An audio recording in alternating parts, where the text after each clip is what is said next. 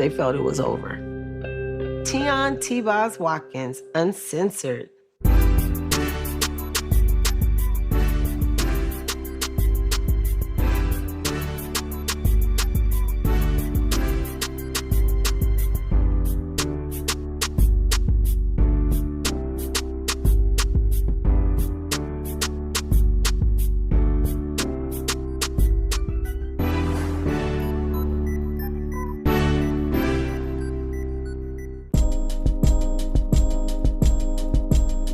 I lived in East Perth, Headland, and Delow. And I was always known in the books as best dressed and best hairstyle. Being different was awesome, honestly, because I like not being like everybody or looking like, the masses. I always have been a leader. My mom taught me to be a leader, and it's in me to be a leader. I don't care what nobody think. I don't care about what you're doing. If that's what I'm doing, even if it's not good for me, I'm still gonna do it if that's what I wanna do. And I've always been like that. They say I'm stubborn, maybe, but I've been working on it. I don't mind working on myself, but I'm just a very honest, blunt person. And that's how I want people to be with me. My high school years sucked. I hated high school. And I went to so many high schools because I got kicked out the whole DeKalb County school system, meaning I couldn't go nowhere in the county, okay? And it wasn't me, y'all. Everybody else started it. My mom wanted me to go to a white school because back then she felt like it was a better education. There probably was a better education out there than the schools that was in our hood. Didn't like none of my teachers. They even started something called isolation for me. I got kicked out so much where I had to spend 6 months outside of the principal office every day and do all my classes right there in his office. But he actually got to know me and he was like, you know what, you're really not bad. You know what I'm saying? I'm like, yeah, I'm just a little outspoken. If a teacher says something, I'm like, you're not my mama or my daddy. You can't be speaking to me like that. So I've always spoke my mind, but I got kicked out because when I went to the white school, the white people called me the N-word, and then I went to the black school, all the girls said I wasn't black enough. I was fighting for my life in high school just because of the color of my skin. I just loved dancing. So even as a child, when my mom would put me in dance classes, I would immediately go to the advanced adult class. I would always skip through, because I got all the dances, and I was just good at it. I remember being in this dance crew because when we used to dance at Jelly Beans, and that's where Dallas Austin, Rico Way, all of us used to skate. We used to have battles every Sunday. I learned how to dance at Jelly Beans because they wouldn't let none of the girls dance with the guys, and I was determined. I was even flunking out of school, straight Fs, because Sleepy Brown, I used to like Pat. His real name is Pat. I was like, Pat, you gotta come teach me how to yeet. You guys, so I can go, and they gonna let me in their crew. And I would be like, come on, guys, please, I can dance, I'm telling you. Because I hated the way the girls danced, but I was like, I'm gonna get that crotch holding like the guys, I'm gonna do that. And they was just like, yeah, all right. So Pat would come over, and Monday through Friday, flunking out of school, flunking like a mug. I still learned how to dance, but I made it into the guy crew, and I was able to battle every Sunday at Jelly Bean. So performing is just in my soul. This girl, Crystal, had a group. It was 1:30 a.m. and they came to my house. And I remember dancing for them, geeking. I killed it with a T, not killed, but kilt it, okay? And then I sang, the only way I could show my low register was, I wanna get with you, cause you got a lot, from Guy. I'm gonna get with you was the song that I sang. I met Lisa and Crystal at the same time, and we were going to call ourselves, at the time, we were called Second Nature. I liked Lisa a lot. She was very creative. She was too cute. She had a banging body, but she covered it a lot back then. And she had the prettiest eyes that were captivating. And I was just like, oh, she's such a cutie, and she could rap her behind off. And I was like, she's cool. I knew that Lisa could bring something to the table in this group at the time. And we were hoping that Crystal, would bring something and work out, because she's the reason why we were there. So I'm very grateful and thankful of that. But she had her man in her ear. There was a group called Arrested Development, and he was a producer for them.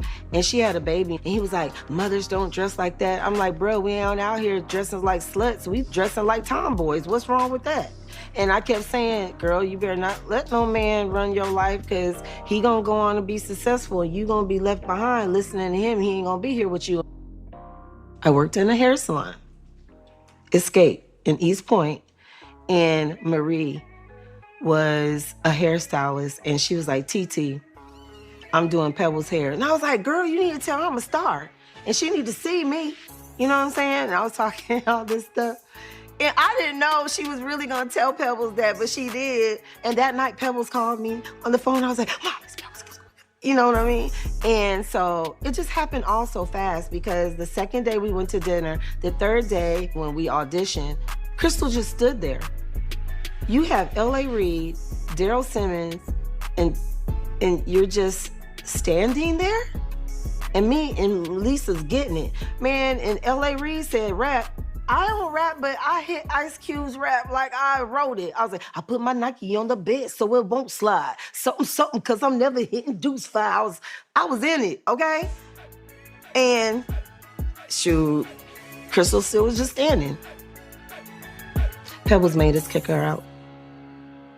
Because she came to us and was just like, one person it up for everybody. And we wasn't really listening, but when she said it again, like I said, one person can it up for everybody. So in other words, y'all need to get rid of her. So Lisa goes, we go over to Crystal's house. Crystal's here, it's me and Lisa. So Lisa goes, girl, we got some good news and some bad news. And I'm like, what? Where is she going with this? She was like, the good news is Pebbles wants us to be in her group. But the bad news is, girl, she don't want you in the group no more. I rolled, and then I was like, oh, I'm laughing at this girl. Oh. And then she looked, and she just got up, opened the door, and did her hand like that, like, get out. So we walked out. And when we did get rid of Crystal, they was like, there's a girl I think would fit perfectly. She could dance, she could sing, she got a good look. So we go up to Pebbles' office, and in one night, we meet her. Lisa comes up with the name like Hot Pepper. We're gonna call you Chili. So Chili coming on board, it was just natural. You can't bottle up chemistry. That's just something that has to happen organically. And naturally, we just all gelled. It was just, you just knew. When you saw us, the energy, just everything, it just worked. It was perfect, actually. The same night we auditioned, L.A. Reid signed us immediately after that audition at his house, like right then. Even though we don't have a good relationship now to date, I am always honest about what happened, because she really did help me. I give props where it's due. Pebbles put me in a rehearsal hall, and she was just like, come out and show me who T-Boz is. So she would give me water, Gatorade, and like a bucket of KFC, honey, and locked in that room for like 4 to 6 hours a day for a week. I came out a beast, all right? I was like, oh, I'm clear on who I am, because I felt like, because girls was like, you going to audition for Pebbles, like, you dress like a boy, you should dress like her. I'm glad I didn't listen to them. I'm glad, see, that's where a leader comes in handy, honey, because if I would have followed them, I wouldn't be sitting in front of you now. The reason I got signed is because I was bold enough to be myself and to be different and to dress like a boy in front of her. That's what got me here, being myself. So when I stared at myself in the mirror, I was like, a girl singing like, every now and then, I can't be prissy. What would match that? And in me, I really do like dance more like a guy than a girl. I've never been girly on the dance floor. I don't even know if I could really even do girly stuff. You know what I mean? I feel awkward. So I practiced and that's where the nose thing and the neck thing came from and all that stuff. Yeah, so I came out and I proved who I was, and I was like, I'm cool. That's what I'm gonna be, and this is who I am, and it's a part of me, and boom, that's T-Boz.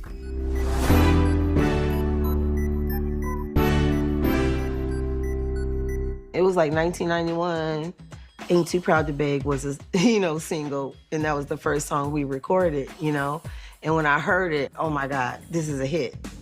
And then come to find out it was, it was our first video. When we hit the scene, I think we hit the scene hard. You got this girl with this big hat on and, yo, mic check one. Like, it made you pay attention. It's like, what are these girls saying? And one thing the music industry taught me, I think it was LA who said this to me.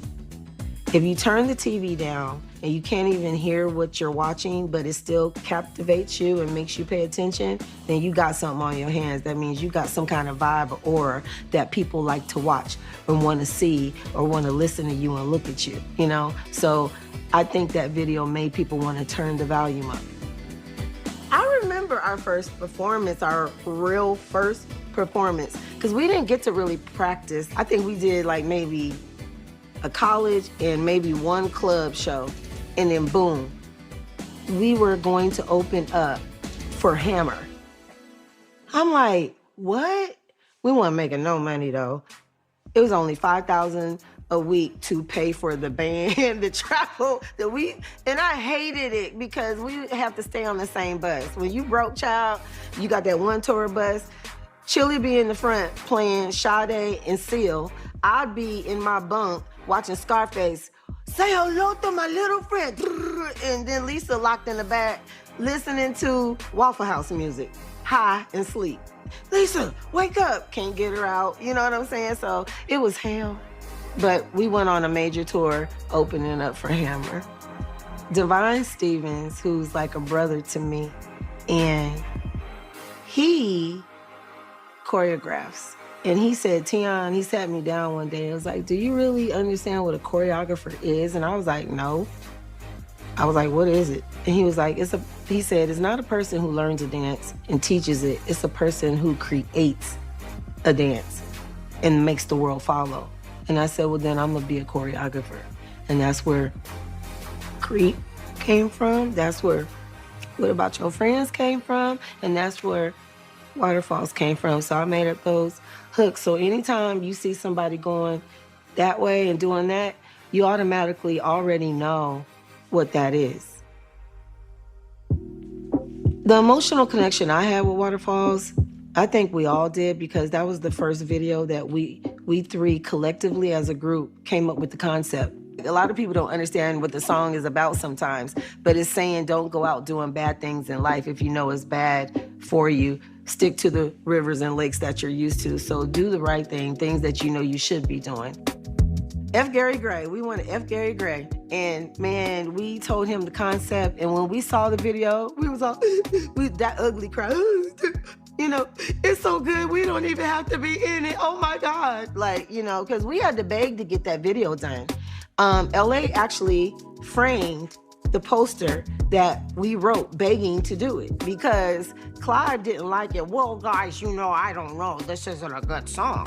So we were like, yes, it is. We was like, LA, if you let us do this, we swear to you, it will be the best thing ever. Why is it our biggest song to date? And then once it became big, of course, Clyde, girls, yes, shut up. I think Creep, though, was a beginning of where people respected us as like grown women and a little more sex appeal. And then Waterfalls coming on from that was just like, these girls ain't playing. They have something to say. They have staying power. Like they really, have strong lyrical content and meaning and substance to their music. Being in a girl group's hard. And I'm not a girls type of girl. I'm a girls type of guy. Like I said before, the brother with lipstick. So me being in a girl group it was hard as, y'all, it was hard. So at the time, you would fall out about the craziest things sometimes. We never broke up, but you would have just the dumbest arguments over the dumbest things. And I think at the time, I was closer to Lisa at the time. You know what I'm saying? Me and Chili, because of Dallas, I think we would bump heads here and there because Dallas was being Dallas He was being a guy and thinking with the other head instead of the right head, and I would be there in the middle. So it just was not a good situation at all. I was cool with all the guys like Rico Wade, Sleepy Brown, Marquez, because me and Marquez went to high school together. So everybody was at the studio, and there was these guys. It was Dre, Andre, and Antoine at the studio, and they played this song called Players Ball. LA's brother, Bryant Reed, was the A&R, and he didn't like it. So I got on the call to LA like, hey, you need to wake up. Your brother's on crack if he don't like this group. Honey, you need to get out the bed and come down here, okay? You need to see this group, and I mean now. He got up out the bed and drove straight to Bronxtown, and that's how Outkast was introduced, and I was like, you need to sign them, and he did.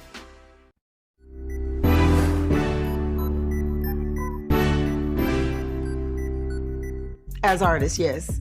We were that broke as artists, okay? And then I was still living in the hood when the first video came out.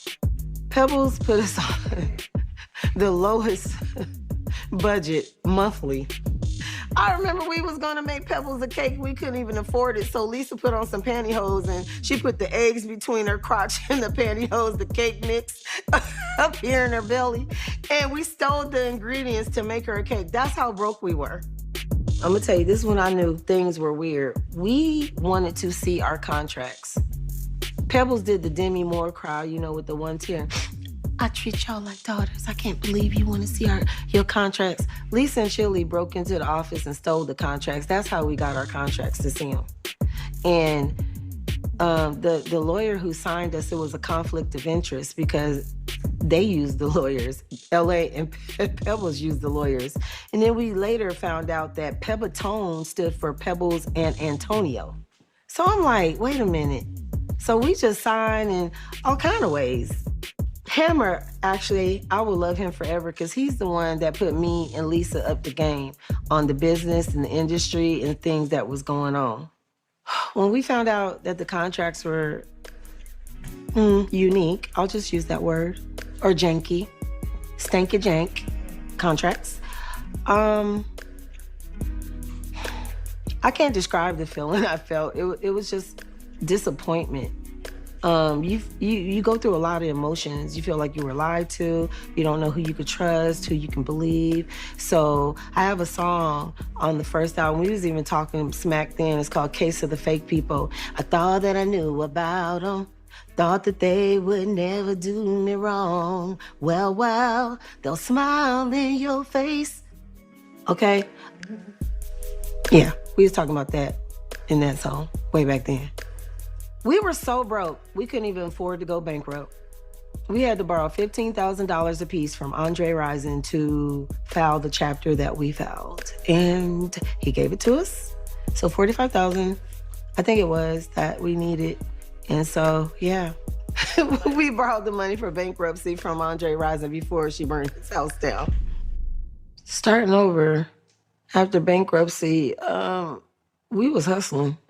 We was determined not to ever be broke again. Like, you know, being on top of the world and #1 and winning all these awards, but you go home and your lights are getting turned off, that ain't hot. So we were like, we're not gonna ever feel like this again, because at that time, the reason we held Clive Davis' office at Arista hostage was because they had generated over $175 million and we only got $50,000 apiece. That's what happened. It turned us into some little roguish thugs, honestly, because you keep playing with our money, another side's gonna come out. And so Left Eye had already burned down the house, and we went through a lot of stuff where brands didn't even want us to wear their clothes, not to be seen in them. We didn't have no promoters who wanted to take us out.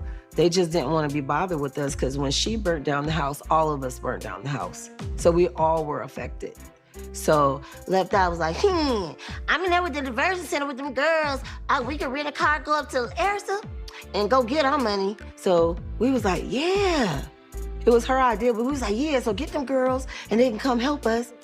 We went up to Arista with the girls, and the rules were take everything off the wall and off any desk that says TOC. We're gonna go into Clive's office, don't let nobody in. And at the time, Puffy was in there playing music. And then Puff looked at me like this, and I'm like, dog, we gotta do it. He was like, all right. So he went out, and then Roy Lott was the next man in charge under Clive. So we was like, bring Roy in here too. Girls, come on, girls. Why are we, what? You know what I'm saying? Stop it. Where's the money? You know what I'm saying? Where's our money? They called the cops because everybody was afraid, all the girls taking the stuff off. So we took the plaques and put them in that limo with my limo driver that had a crush on me. So, and the police didn't arrest us. The cops really thought it was funny, like these 3 little girls, this is what is all this havoc. So that's why security is so tight to this day to get into Arista. We calls that. Yeah. So right now, there's so many people in the hood that have TLC plaques because we gave them all away, and they read Clive Davis and all these other people. Yeah, we gave them all away. Anybody want these plaques? You can all have them. We went to the hood and just handed them out. And the police didn't arrest us. You know, we never got a clear answer about the money. They gave us some stuff that made us calm down, like, you know, we'll work it out, you're gonna get it type talk, you know, let's just do it in a different way on another day. So we agreed. The desire to want this, I wanted it so bad. And I think that's how we ended up in those contracts a little, because we were told that it was fair. But the lawyer even came back years later and said, you know what? I want to apologize because, you know, back then they didn't know if you guys were going to be an overnight sensation, but y'all actually had staying power. So he wiped the whole slate clean. We didn't owe no money. The bill was, you know, wiped away. He took off what we owed and he started over with us and was like, now I just want to come with respect, legitly to you girls.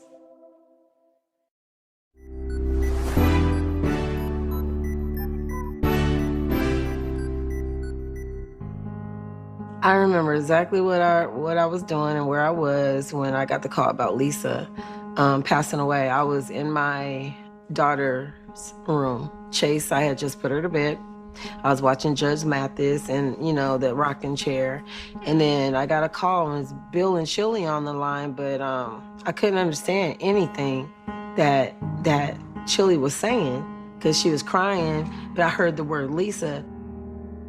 The weirdest thing, me and my daughter have this weird connection. When I wanted to stand up and scream, she woke straight up out her sleep and said, ah, like that. Weird, so weird. I didn't even make a sound, but that's the reaction that I wanted to have. But my daughter woke up out her sleep and did it. It was so strange. So I grabbed the baby because she was crying and I went downstairs. And I was married at the time, and I looked at him and I was just like, I didn't know what to do. Then you have CNN who wants you to say a statement that night so it can come out the next day, which was my birthday. So still every year, it's like 20 years later, and people still, you know, like I remember ordering Instacart this past year. I was thinking about you today. And I'm like, girl, like if I wasn't sad, y'all gonna make me like chill. Like just say happy birthday to me. I don't wanna hear anything else on my birthday but happy birthday. I don't wanna hear about that. I remember it. I can't ever forget it. And I would like to be just told happy birthday on my birthday and leave it there. And then I didn't know how to take people smiling at me like, sorry for your loss, but can I have your autograph? Like, what? And then her death numbers on every magazine. I'll be in McDonald's, you hear people talking about it in line, not knowing I'm behind them. I'll be in the movies, they talking about it, and they don't know I'm sitting in there. You know what I mean? So I was like, I can't go nowhere. Me and Lisa had been mad at one another before that, because that's when she went out to LA and became Nina with Suge Knight. And she was supposed to be in the studio doing her other commitment with TLC, with Fan Mail. I didn't care that she wanted to go do another album. It was just the timing that she chose to do it. She had another commitment, and we had signed a contract, and we had a deadline. You know what I'm saying? So that was the issue.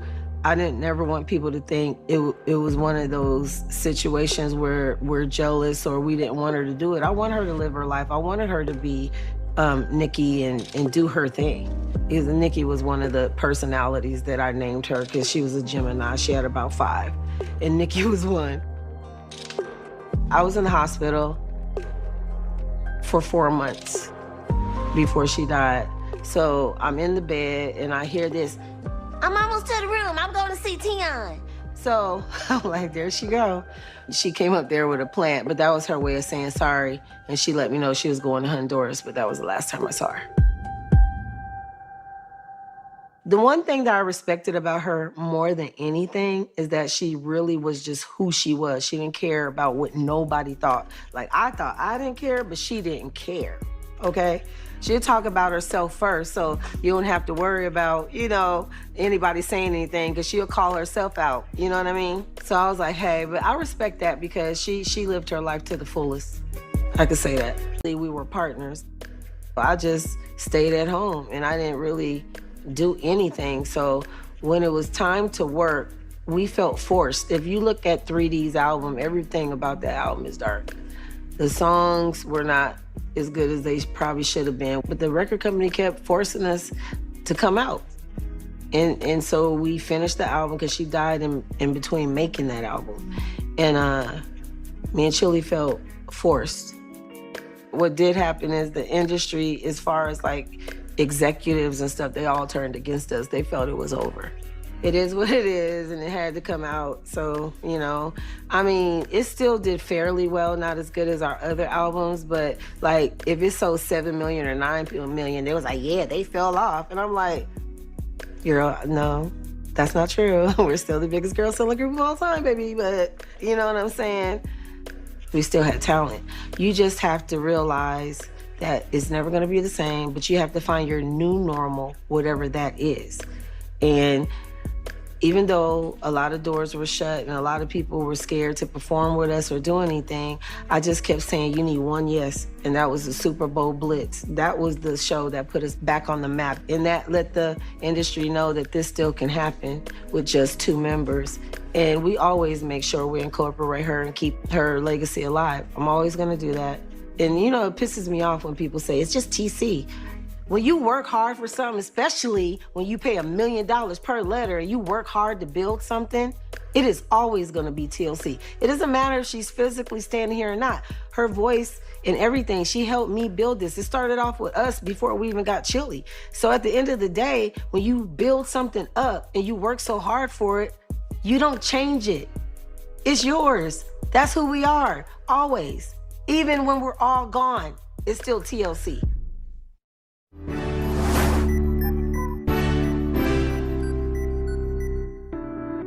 Sickle cell, I had it from birth. My mother took me to the hospital. They couldn't figure it out. They was like, we don't know what's wrong with her. And they even tested my blood, but they didn't know to test for sickle cell because they didn't really have knowledge about the disease back then. There's sickle cell anemia, there's SS and SC. And I have another blood disorder called beta thalassemia, so they call mine sickle thal with SC. So that's what I have, sickle thal.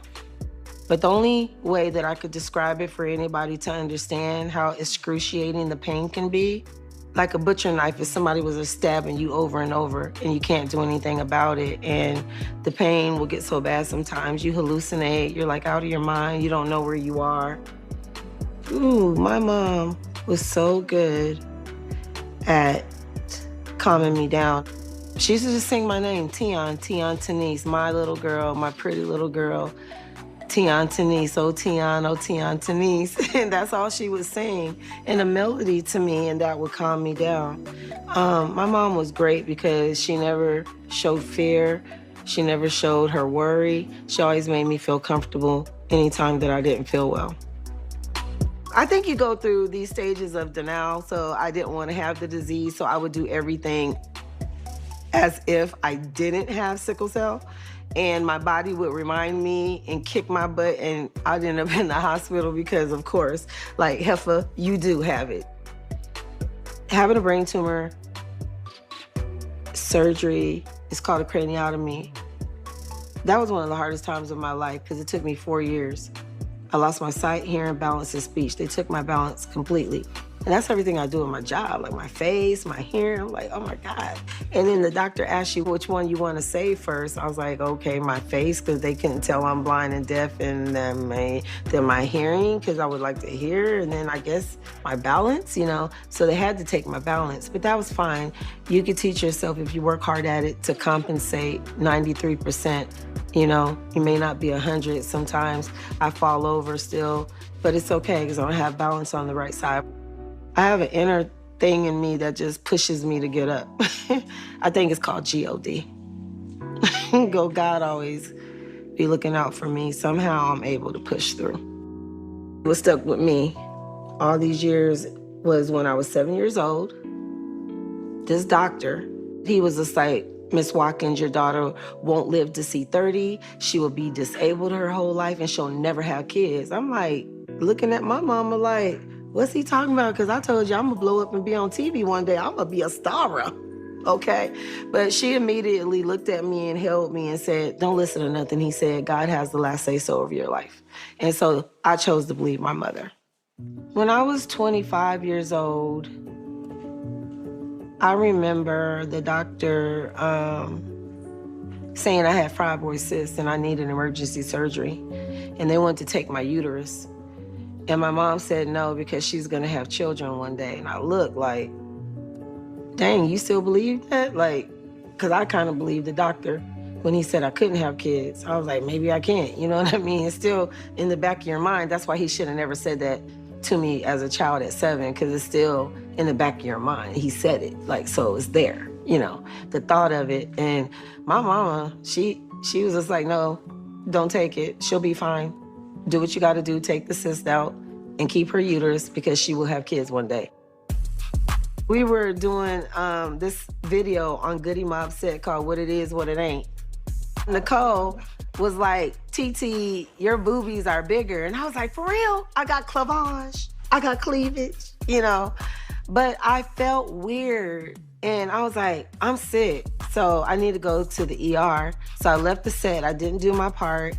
And the doctor said, you're pregnant. And I was like, no, I'm not, because they said I can't have kids. He said, honey, you're definitely pregnant. I looked at Nicole, she said, I told you, because you always eat Blimpies and you was eating Subway. And I was like, I don't know. So I had him bring me the numbers. I was like, I don't know, you sure? Because I ended up being hospitalized because I was going into a sickle cell crisis. So I remember him, Dr. Poliak, and I was like, Dr. P, I don't know, man. I don't believe you. You sure y'all didn't get the paperwork messed up? So he was like, Tion, 99.9. You know what I'm saying? He showed me the numbers. You are very much pregnant. So I was like, oh my God, I'm really pregnant. It took like 11 times to, you know, convince me that this was real. Pregnancy for me was, it was awesome. I mean, I was happy as all get out. And my mama kept saying, oh, Lord of Jesus. Oh, my God. Oh, Lord of Jesus, you know. Now, it almost killed me getting her here. I was in a coma for 3 days, but I did it. And I'll do it all again if I had to get my baby here. If I didn't have a strong mother and a God-fearing mother, I would have believed him, most likely. Because some people, like, that's all they have to believe in is a doctor. They don't have a good, you know, foundation at home like I did. That's my best friend. My mom and me are everything. Like, I have a great mom, so I'm blessed. Yeah. I'm a person who believes in manifestation and speaking things into existence. Words are very powerful, so you should watch what you say. Everybody thought I was crazy at first when I said I wanted to adopt. Everybody was like, your job, you get sick. I'm like, hold up, y'all, wait a minute. Sickle cell is what I have, it's not who I am. It's a difference, boo. Like, I'm not sitting walking around decrepit every day. Like, I'm functioning, I'm mostly healthy, you know? And there's like, but your job's so demanding. Bump my job. Your kids come first. You make time for what you want. And this is what I want, period. So one day I'm out in a beauty supply store and a lady came up to me. She said, I don't want to alarm you. I just want to tell you a message that I was told to give you. She said, I know how you are, you know, and I don't want you to think I'm crazy. She said, but that decision that you're making that everybody's against, you do it for yourself. And I said, she's talking about chance. Adopting a child is one of the hardest things ever to go through in life. Like, I was so stressed out. I was stressed out. Like, you just go through so many rules and regulations. I had a bi-coastal adoption, so I had to go by California laws and Iowa laws, you know? They also give the biological a chance to change their mind. Even though they signed over their parental rights, you still get a chance in the hospital for a day. So just waiting in that moment, like, I was in love with him when he came out. Like, where's my baby? You know what I'm saying? And I couldn't be there for 7 days. It was killing me. I had to watch him be born over FaceTime. So by the time I held my child, I never forget my auntie was like, he's different with you. He must know you're his mother, because when I laid him on my chest, he was different with me. He always stayed calm. God made this baby for me, I'm telling you, because he's just like me. Like, Chance was meant to be my baby, so everything about my children is touchy. I mean, it's touching for me because, like, I was told I couldn't have it. Like, so if you got something you can't have, like, hello, I'm winning. Like, you know what I'm saying? Like, I got everything I wanted, the best of both worlds. I got my boy and my girl. Child, please. I am set for life, okay? So, like, everything about my kids, like, when you're having a bad day coming home, just to see their smiles, everything, like, every little thing matters, like, you know? That's a big sense of accomplishment, raising a real person to be a great person in this world. I love my kids, honey. They come first. Everything else don't matter. Be the Match actually helped me change my life when they asked me to do that campaign. Because I do a lot of charity work with, like, you know, blood drives and things like that, because, you know, sickle cell is a blood disorder, basically. At the time, they wanted to get the bill passed for bone marrow transplants. And I didn't know how expensive each of them were. So I learned so much. And actually, you know, I went to DC to help pass the bill for bone marrow transplants. So I think they helped me get deeper into, you know, understanding, like, different diseases and what's needed, what's not needed, what can be done, what can't be done, what people need help with, and the awareness that needs to be out there. And then knowing that I made a change in the world that actually meant something and was gonna help people, like, I was really proud of myself for that one.